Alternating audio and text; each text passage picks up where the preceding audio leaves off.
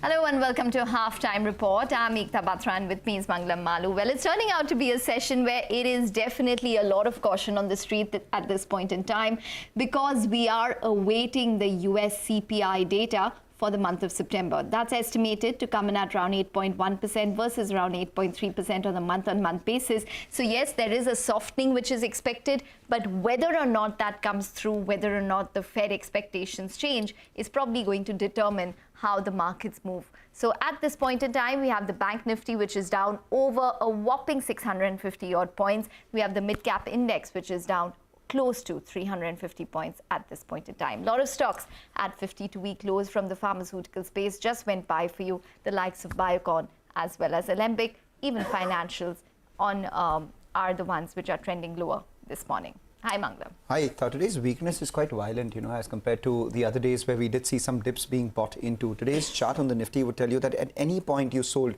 you would be making money, or at any point you bought, you would be losing money. It's a trending downward day, but at the low point, and some of these erstwhile wealth creators are actually coming off the highs and seeing, big shakeouts. Case in point, something like an Escorts Kubota, which is down about 5%. Indian Hotels, the stock was virtually at a record high every trading day over the last few trading sessions, and now that one's fallen by about 4.5% as well.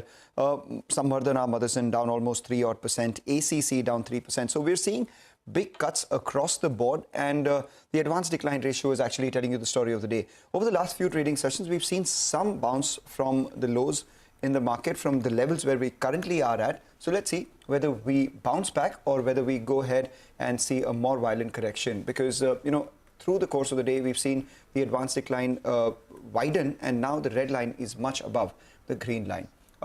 But then let's talk about individual stocks. We have HCL Tech meeting expectations of the analysts, and in the second quarter they've also raised their full year growth guidance, whereas Wipro's second quarter is also largely in line with street expectations, but the stock is lower because the company expects the third quarter growth to remain modest. Rima joins in